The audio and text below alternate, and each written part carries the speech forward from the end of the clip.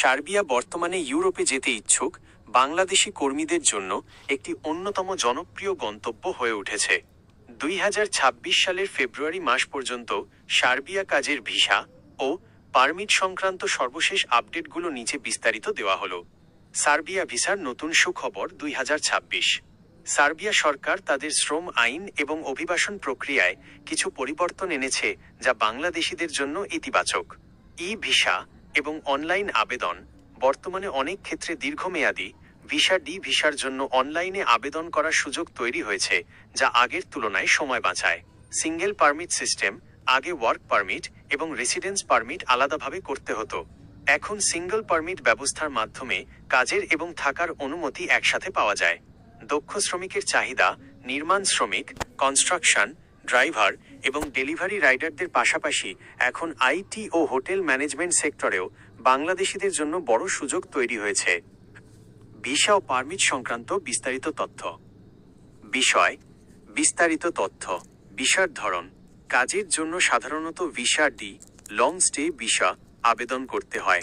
আবেদনের স্থান। বাংলাদেশে সার্বিয়ার পূর্ণাঙ্গ দূতাবাস নেই। সাধারণত ভারতের নয়া দিল্লিতে অবস্থিত সার্বিয়ান দূতাবাস থেকে ভিসা সংগ্রহ করতে হয়। তবে অনেক এজেন্সি এখন ঢাকা থেকেই প্রসেসিং সাপোর্ট দেয়। প্রসেসিং সময়। ওয়ার্ক পারমিট আসতে 1-2 মাস এবং দূতাবাস থেকে ভিসা স্ট্যাম্পিং হতে আরও 3-4 সপ্তাহ সময় লাগতে পারে। কাজের চুক্তি। অবশ্যই সার্বিয়ান কোনো নিয়োগকর্তার কাছ থেকে বৈধ এমপ্লয়মেন্ট কন্ট্রাক্ট থাকতে হবে। বেতন ও জীবনযাত্রা। সার্বিয়াতে বেতন নির্ভর করে আপনার কাজের দক্ষতা এবং খাতের ওপর। অদক্ষ শ্রমিক মাসিক বেতন সাধারণত 450 থেকে 600 ইউরো, প্রায় 60,000-80,000 টাকা। দক্ষ শ্রমিক, ড্রাইভার, ইলেকট্রিশিয়ান বেতন 700 থেকে 1000 ইউরো বা তার বেশি হতে পারে। সুবিধা। বেশিরভাগ কোম্পানি কর্মীদের বিনামূল্যে থাকা এবং কর্মস্থলে যাতায়াতের ব্যবস্থা করে থাকে। খাওয়ার খরচ অনেক সময় কর্মীকে বহন করতে হয়। গুরুত্বপূর্ণ সতর্কতা। স্ক্যাম থেকে বাঁচুন। সার্বিয়া যাওয়ার নাম করে বর্তমানে অনেক ভুয়া এজেন্ট বা দালাল চক্র সক্রিয়। মনে রাখবেন: 1. Visa check. ভিসা পাওয়ার পর অনলাইনে কিউআর কোড বা সার্বিয়ান পোর্টাল থেকে সেটি যাচাই করে নিন। 2. খরচ। অতিরিক্ত টাকা 10-12 লাখ দাবি করলে সতর্ক হন।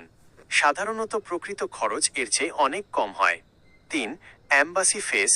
কাজের ভিসার জন্য অনেক সময় সশরীরে দিল্লি যেতে হতে পারে, তাই এজেন্টের সব কথা অন্ধভাবে বিশ্বাস করবেন না। আপনি কি কোনো নির্দিষ্ট কাজের ক্যাটাগরি বা আবেদনের জন্য প্রয়োজনীয় কাগজপত্রের তালিকা জানতে চান?